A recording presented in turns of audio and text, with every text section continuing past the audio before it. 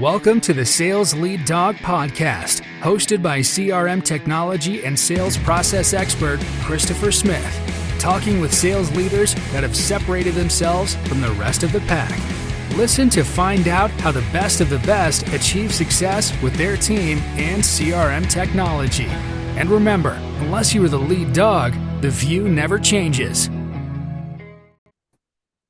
Welcome to Sales Lead Dog.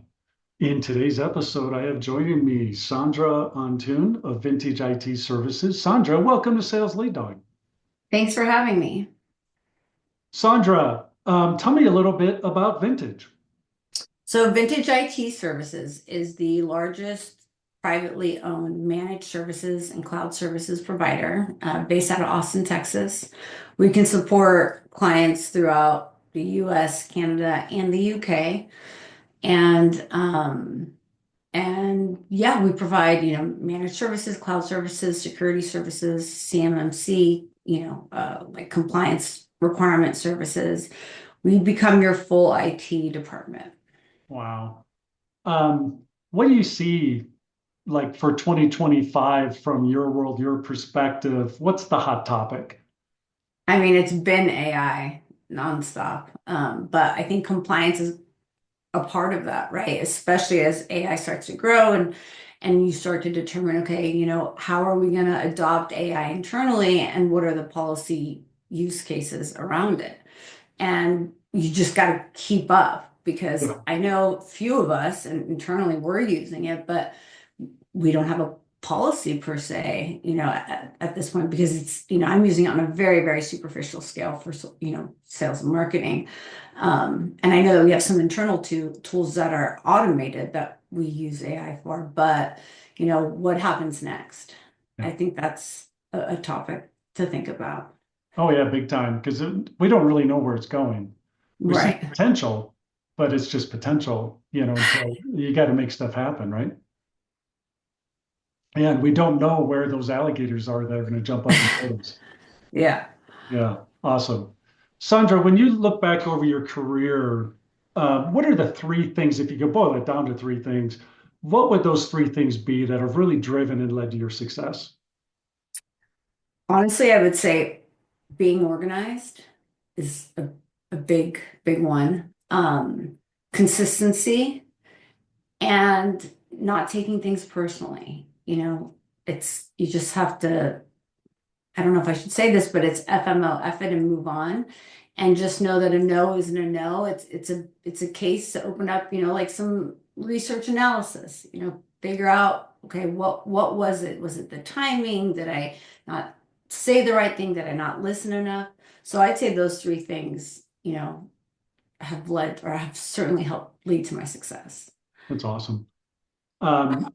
Tell me, is this the job you have now? Is that what you envisioned when you were starting your career?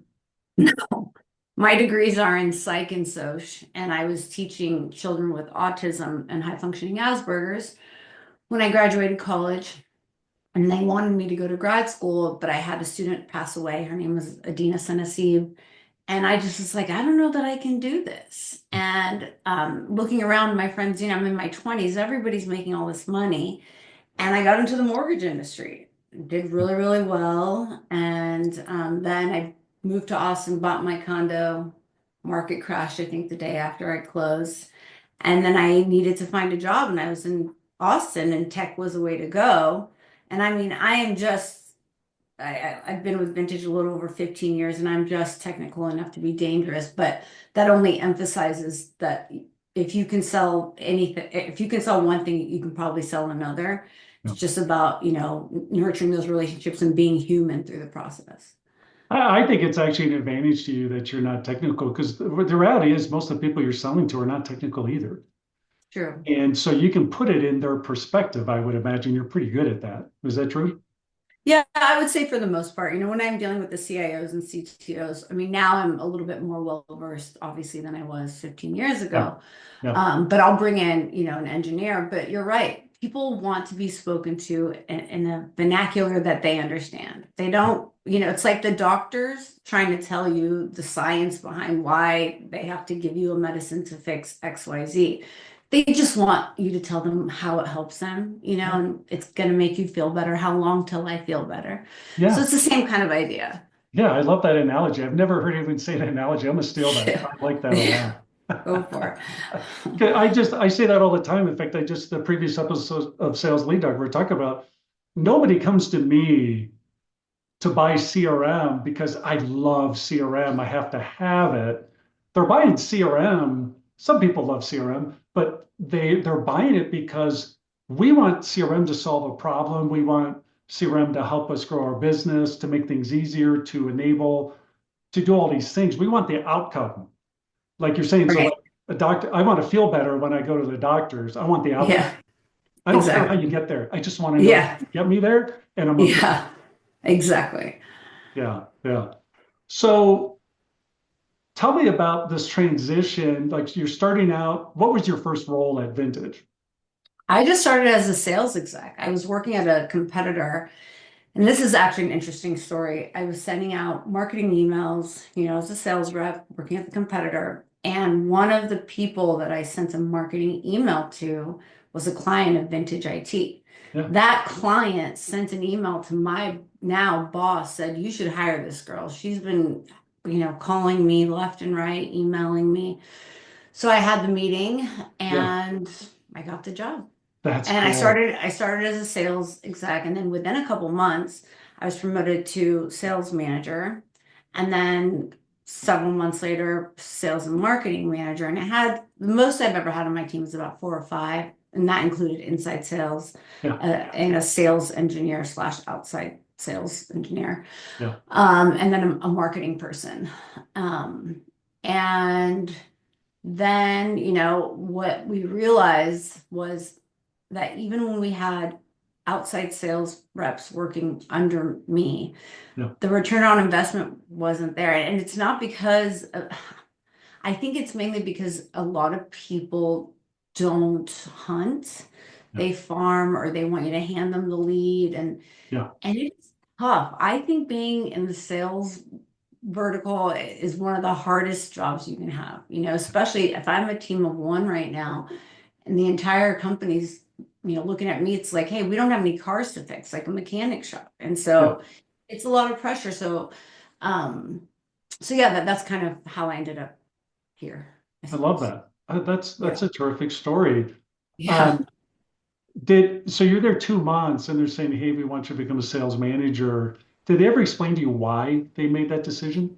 Well, it's actually a funny story. So when I started, and we still, I think we're starting to do this again, but we give personality tests, DISC tests to all employees. Yeah, And Steve, who I report to, him and his wife are like a second set of parents to me. He would give these DISC tests to sales reps that would apply. And they yeah, would always be like the vendor that we use said, "This is a bad person to choose, don't hire them." yeah, But Steve really wanted the salesperson, or he thought they might be great. And they always, it didn't pan out. right. Well, when I took my test, we met at a coffee shop, and he almost looked like he was going to cry. He was like, "Your score is as closest to mine as ever been in the history of, Yeah, sales reps at Vintage." Um, and I mean, I would imagine that was part of it, but also, I think what I'm seeing now after all these years is the owners, they never had children. And I think they really care about their legacy. And everybody's going to age at some point. yeah, And now everybody on the leadership team, has a small percentage of ownership. And I think he had the foresight to think ahead. And I yeah. guess it just worked out. That's awesome. That's awesome. It's funny that, when I talk to sales leaders and I ask them like, what's your strategy for building a team? Some of them will say, hey, when I started, I was trying to find mini-me's. I was trying to find clones of me.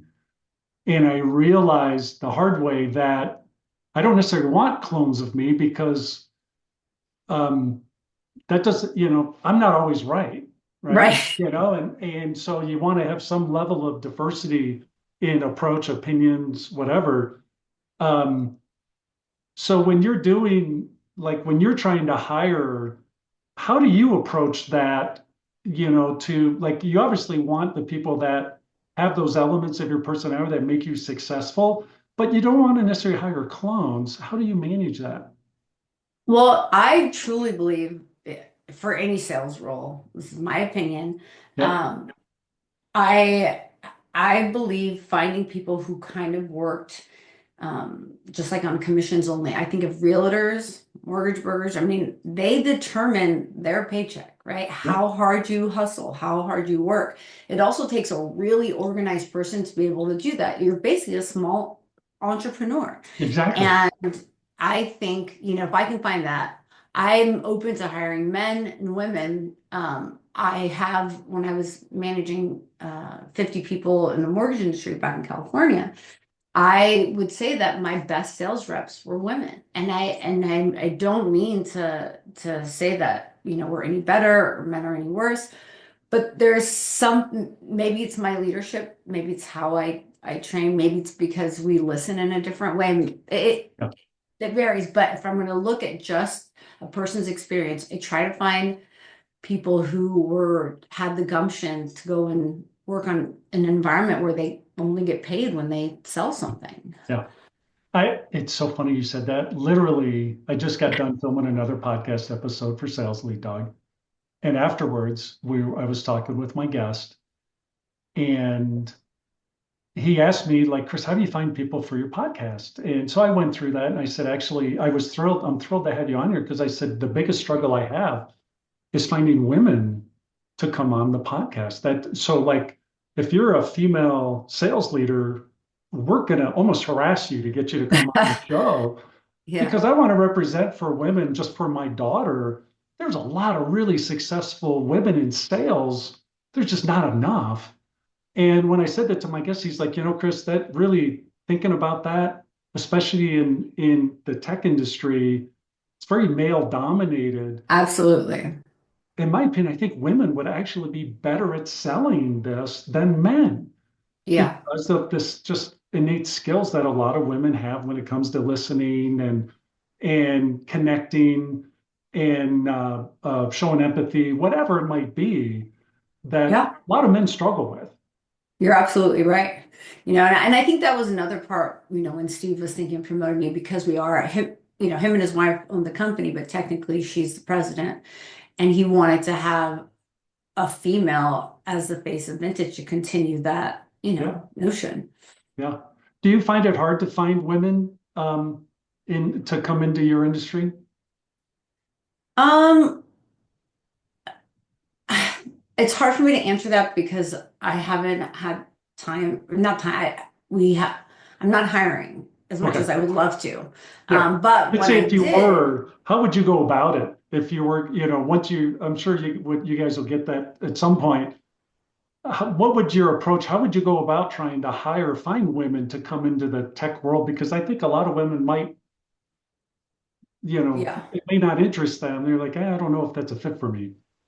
I mean, first I would look at all these sales leaders and channel leaders on LinkedIn, Yeah. people that I'm actually engaged with, even if I were just, connections or if we're friends. I mean, the last woman that I hired who was amazing, but she had kids and had to go, and I Yeah. wanted to bring her back, was somebody that she was working at a telecom company, and we would network together, with a Yeah. few other different verticals, or people, like a commercial mover, a cabling company, etc. Good. And I just really liked her, and I could tell, I'm like, she was hired on to be a client account manager, so she helped, maintain our current client base, Right. and Right. people loved her. And she'd take some of the owners, to lunch, or take, the female owners to get a manicure and pedicure. They knew her daughter, and that relationship is invaluable. And she was excited to do it, Yeah. and so that's how I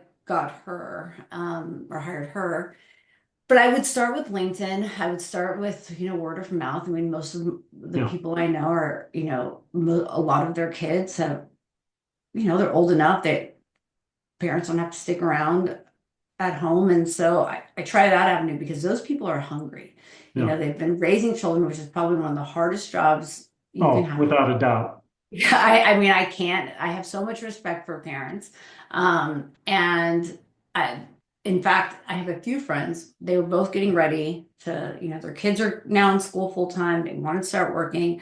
And they came and they talked to me like, what should we do? And they told me what they want to do. And I helped them and they're thriving. I mean, they're killing it. One of these girls is like top sales rep for a title company. Yeah. And she's been at home for 13 years, Yeah. Yeah, they find out because they're, like you said, organized. They know they're time limited. Yeah. So they're going to structure their day to get stuff done. Yeah. And that's so important. And anyway, yeah, I just think that's I'm envious of people like that because that's something I'm not good at. I have wicked ADHD, so I'm all over the place. Well, so do I, but it works. Yeah, I figured out a way to make it work for me. Yeah. But it's something that like I really have to work to get dialed in. I'm gonna ask you a two-sided question here. What's the best thing about your job right now? What's the worst thing about your job? Best thing about my job are the people. We work with a stellar team, and I respect and enjoy working with every single one of them. Everybody works super hard, always around to help one another. It's not like, oh, that's not part of my job, you go handle it. The worst part about my job is I wish I had more hands, I wish I had more help, like help from, being able to do as much as I want to do at the pace I want to do it. Yep. And I mean, that really is probably the challenging part. And obviously we want to sell more. The last 3 months from last quarter were intense. I don't know if it was politics. I don't know if it was the economy, but it was rough. It's not just you. Everybody I'm talking to. I know. Everybody, it doesn't matter what industry. I know so many salespeople in so many different industries. Everybody had a horrible last quarter. Really, 2024 in general, not a great year. I have to agree. And, I have to explain this to the owners, and they're very, very empathetic, and their goal is, okay, well, how can we make this different for 2025? So we started working on our 2025 sales and marketing plan, I don't know, 4 months ago, to figure out where is the weak link here? What's happening? And, even if they're aware it's the economy and whatever else is going on, that's my job. No, exactly. It's like, hey, great, love the excuse, but how are you fixing it? Exactly. Yeah, what are you doing to make it happen? You still got to make it happen. And and that's why, I agree with you. Like what you guys do, and I do it too, but I think it is the hardest job out there. And unless you are in those shoes, it's hard to understand just how hard it is. I tell guy friends like, look, as a man, I know intellectually having a baby is very painful, very hard, but I don't understand it even close to the way a woman who actually does that understand it. Like we just can't understand. Yeah. And so sometimes you just have to walk in the shoes of the other person. Absolutely. To understand. So that's, as a sales leader, as a marketing leader, you have both of those responsibilities. How do you put yourself in the shoes of your customer? So when you're trying to connect, you're trying to build rapport and develop that messaging. What do you do to really kind of break through that and create that perspective from the customer's view? I don't know that I totally understand the question. Well, let me rephrase it. I said a lot of words there. Yeah. I think in sales, we really, I think to be effective, this is my personal belief, you have to be able to have empathy. You have to be able to put yourself in the shoes of the person you're trying to help. Right. To really understand and connect with them and give them something they truly need and will help them. Okay. And so my question to you is, how do you do that? How do you put yourself in the shoes of your customer so you are actually able to deliver value and help them? Well, I think it's listening. Why are we here today? What is it? Okay, this is not working. Okay, I get it. That's not working. But how is it affecting your business? What challenges does it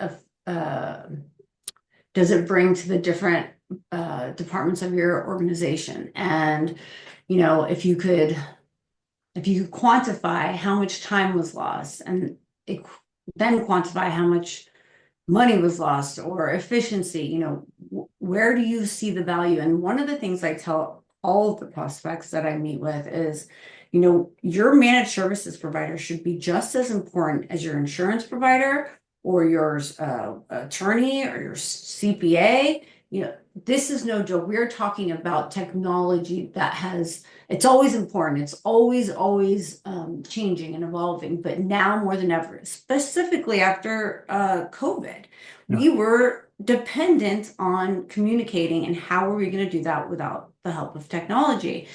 And now with more and more businesses being forced to become compliant, with whether it's PCI, CMC, NIST 178, stick with your business. Focus on your business. Let us focus on doing the rest. And, it's like I say, you wouldn't drive your car without insurance. It's the same concept. Yeah, it really is. It's funny. We take it for granted. I think we take advantage, or we don't really even think about it until something goes wrong. Right. Then we care. But the key is you got to get there before it goes wrong. Exactly. So hopefully it doesn't go wrong. Right. And exactly. And that's our entire, our focus is, what can we do today so our clients don't fail tomorrow? Right. Right. Like, what proactive measures are we doing? And, it's funny because when the help desk isn't getting hit with tickets, some business will say, why do we even have IT? And like, that's the point, is we want you to call us to go have coffee. Now, it is technology. There's always going to be something. Oh yeah, But always. to reduce that is the relief, right? Yeah. And like you said, until something breaks, you lose data, whatever happens, you can't work. You sometimes don't realize the value in it, which is unfortunate. So, Yep. How do you go about establishing your goals, both personally and in your role as a leader, directing sales and marketing for Vintage IT Services? well, I think one of the things that I recently just did this women's workshop, and I had never really wrote down. I shouldn't say that. I did used to write down big goals. I remember I used to laminate, I'm going to buy a house one day and I'm going to do all these things, and I put it in my shower so I would look at it. But I haven't done that in 10, 12 years. So really looking at my life, like, if I could just, in a perfect world, how would my life look like, 5, 6 years from now, down to the details, anything that makes you happy, superficial or not. Oh, yeah. So doing that, and then slowly, okay, what are little steps I can do to get there? And now we have AI that can help you cheat. You can say, give AI just a big brain dump. This is the life I want. I want to make X amount of money. I want to sell this amount of new logos, whatever it is, and have AI help you build an outline, for a day to day. What can I do? Just even if it's 15 minutes. Yeah. And then for Vintage, we look at the growth year after year. What is the minimum, number of new logos we've brought on?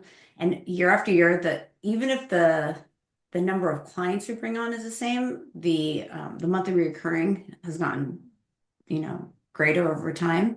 Yeah. And figuring out, okay, what goal do we need to hit to make sure that everybody gets, a good bonus at the end? And, what can we do? Like, what is going on in the IT world that we're seeing is a big pain point after I've met with people year after year. I'm hearing it. This is a huge pain point. What can we do to get the word out that we can help with this? And how will we develop a plan to address this? And so that we can hopefully get the attention of those businesses and then bring them on as clients. Yeah. That's the part that I used to coach entrepreneurs, and I used to tell them, like, you got to have a BHAG, a big, hairy, audacious goal 3 years out or 5 years out. But I like 3 better than 5, because 5 is too far, personal opinion. But like, set that big goal and it's a stretch. It's like, it's big, hairy, audacious, right? But now we got to work backwards. You got to put that stake in the ground. Like that's where I want to get to in 3 years. And we'd have them create a super detailed everything around it. You're building a story.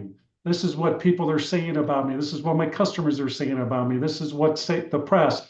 This is my team that I'm going to have, whatever. Really create this picture in your mind. Now work backwards, year by year, quarter by quarter, month by month. What do you do? What are the actionable things you need to do to make that happen, to make that a reality? And so I love that you said that you've got to, it's not enough just to set the goal. You've got to figure out, you got to work backwards from that to figure out what are those things I have to do every day. Well, and I think it's all, sorry, go. No, I'm done. Go ahead. I think it's also important to figure out if you had, if let's say you did write that goal down, you Yeah. know, 3 years from now, but nothing's changed, that means you've got to make some changes. Yes. And you have to be willing to put the work in. So it's like, even if you have, I am highly organized and I have my system and my workflows, but if something's not working, Yeah. if I'm not even getting close to that goal, I got to change something, and I have to be willing to get out of my comfort zone to make that happen. And sometimes we get complacent, and especially people working from home, I think people became comfortable to some degree, and I guess you just got to figure out that goal's really what you want and how hard are you willing to work to get there. Yeah. Oh, yeah. No, it's true. Like you have to be willing to pay the price. Sometimes it's easy. Most of the time, it's not. Because if it's easy, Probably most of the time it. yeah. Yeah. So how do you guys how does your leadership team avoid, I call chasing squirrels, especially when things are down and we're like, hey, what can we do? What adjustments do we need to make? You see all these different things out there. Some of them could take you away from your core. They might be big pivots, they might be little pivots.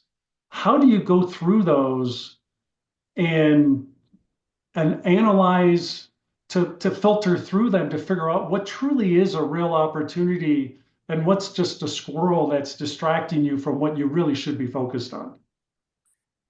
And are you referring to like As part of your goal setting. Okay. I don't know. Yeah, because when you're developing that vision, so it's something I've seen with a lot of entrepreneurs and business leaders that they have this tendency that, hey, we need to do something drastic, and they do something drastic and they fall on their face in a bad way. Well, And yeah. And that's usually what happens more often than not. And so that's why I asked that question is, what do you guys do? Because you've been in business a long time, so you're definitely doing something right. Yeah, I've always been a proponent of not making big changes too fast. I think that can affect the internal team. Yep. It can affect even the sales team, like, I don't know what I'm selling anymore, lose some confidence. So I think making small changes. And I'm fortunate enough that my direct report is Steve Haynes, who's the vice president. And, we were just in Miami last month to meet. And of course, we're sales and marketing. So our conference rooms were beaches and pools and cool bars and restaurants, but it inspired some creativity. Oh, and we think very, very similarly. And which can, in technology specifically, text and sales, we speak completely two different languages most of the time. And sometimes it's hard to explain to the text why we have to maybe take on this customer, because the potential could be really, really big. I look back at one of the smallest clients we had when I first started. I think they were paying like $200 a month. That grew to a $30,000 a month account. Oh, yeah. And it was about really asking the right questions, also a little bit of luck. And for both parties, in fact, if you think about it that way. But making small changes, like right now, I am working through this platform, which helps me see, what businesses came to our website, went to our contact us page, but didn't fill it out. But I can see who it was and kind of figure out, okay, where was the pause there? What happened? Did they get distracted? They just pushed the wrong link? and see, because we're seeing a lot of our clients even come to our website, and is it coming through our newsletter, et cetera. But I'm working through that to see, okay, are these potentially good clients? And is this even a good tool to be using? Like, I won't know until I try it out, but so far the data is great. So we'd never done that before. So working on Yeah. that, Yep. just figuring out whatever I can do with the capacity and bandwidth that I have Yeah. to make a small shift, and hopefully we don't fall on our faces. If we do, just Yeah. get back up, fail Yeah. faster, and you move on. Yeah. No, I like that. It's um it to me, I say this a lot too, talking with people, especially when you're like, hey, I need to, like, I'm spending all this money on marketing. How do I know I'm getting value? And to me, it's like you have to do what you just did, where it's like, where are the gaps? Where am I not seeing the people that are raising their hand, that are showing some level of interest, and I'm not engaging them? Like, Right. start there, Yeah, right? Because they're raising their hand, they're doing something to say, there's some reason I came to your website. Now you got to figure out why. exactly. But they're raising their hand. That's so invaluable, you know. Right. And so it's you got to take advantage of those. Yeah. We have a newsletter that has been going out since even before I started, but I write the content for it. It Yeah, goes out every Thursday.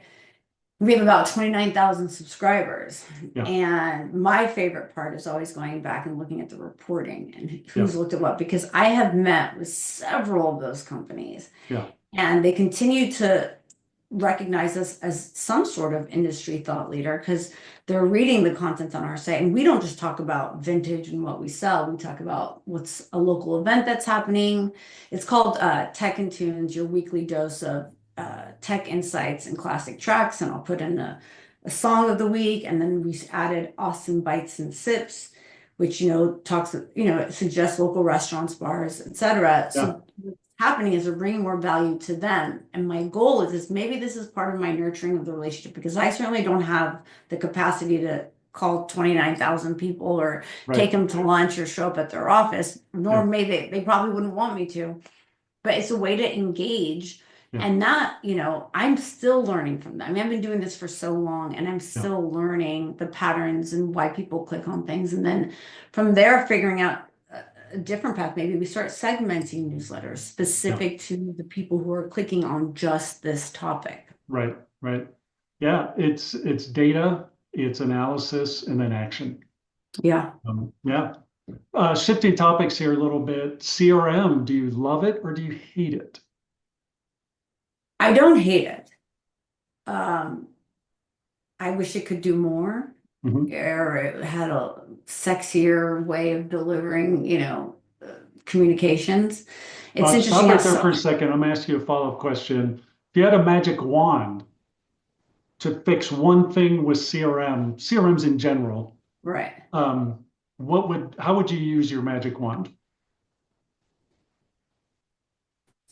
Well, since I've just been using this one for Yeah, 15 years, mainly, I would say automation obviously is a big thing, but it's the CRM that we use isn't, when I say it's not sexy, yeah, I can't send, like, for example, I can't send an email from the CRM that looks like it's coming from my email. It looks like some, yeah, spammer, yeah, sent it out. And it's weird because that wasn't the case previously. It's like the update kind of messed everything up. yeah, I wish it was easier to make changes from like the drop down menus. It's like I always got yeah, to go to the COO, who then we have to work with the company that handles that and make the changes. Like, I wish I could customize it to how I use it. yeah. And I guess the reason most companies may not want that is because they probably have a larger sales team and you need to have a standard, right? So that you can measure Yeah. performance. No, what I hear what you're saying all the time. Now, I'm not going to mention, I know what CRM they're using for listeners that you're listening, and I'm not going to mention the name because the name doesn't matter. Um, but what I'm going to say is there are platforms out there that they say they're CRMs, but they're really not. And I think that's really what you're describing are symptoms of that. Those are the clues that what you have as a CRM really isn't a CRM. It's usually a bolt-on or an extension from another platform. There's a lot of ERP platforms out there that say they have CRM and their CRMs are horrible. They're not even close to CRM compared to the ones that truly are like built from the ground up as a CRM. Yeah. And so that's a common reason why I bring that up is that if you're a listener, you're listening to this and you have those same issues, more than likely that's the problem. And so then now your choice is, well, what do I do to mitigate that? Or do I pursue another CRM that actually, which isn't always an option, more often than not, I've got to live with what I've got. So what do you do? You know what the boxes that you have to play in to do your job. How do you work around those limitations to still get done what you need to get done? Well, because I've been the main person doing it Yeah. and using it in that capacity, I make the rules. So yeah, I you just probably know it better than basically anybody, right? give up the definition I want them to. And in fact, the owner just last year was like, I need you to teach me how to use this. And he wanted to use it one way. And I said, but you're not going to get the reports you need. So there are some things you can do, but there has to be a standard, or whenever we're comparing mine to yours, it's not going to be the same. It's never going to work. No. Yeah. So you follow my model because it's longer and it's working. Yeah. So I would say, that's how I do it. And obviously I have the tools that I have.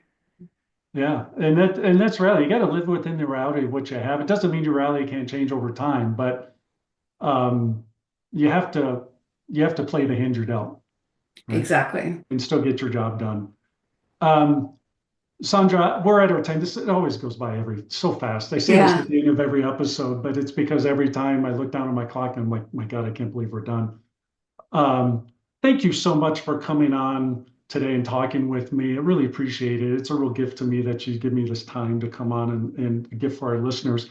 If a listener wants to reach out and connect with you, if they want to learn more about Vintage IT Services, what's the best way for them to do that? I would say my email, which is santoun@vintageits.com, or you can go to our contact us page at vintageits.com or find me on LinkedIn. Awesome. So if you didn't catch any of that, no worries. We have it in our show notes. You can get that in pellercrm.com/sales lead dog, where you'll get the show notes not only for this episode, but all the 100+ episodes of Sales Lead Dog. So be sure to check that out, reach out, connect with Sandra. And also be sure to subscribe to Sales Lead Dog so you get all our future episodes. That'd be great. We'd appreciate that. Sandra, thank you again for coming on Sales Lead Dog, and welcome to the Sales Lead Dog Pack. Thank you so much, Christopher. I really am humbled that I was invited to come chat with you. So thank you. As we end this discussion on Sales Lead Dog, be sure to subscribe to catch all our episodes. On social media, follow us on LinkedIn, Facebook, and Instagram. Watch the videos on YouTube, and you can also find our episodes on our website at impellercrm.com/Sales Lead Dog. Sales Lead Dog is supported by Impeller CRM, delivering objectively better CRM for business, guaranteed.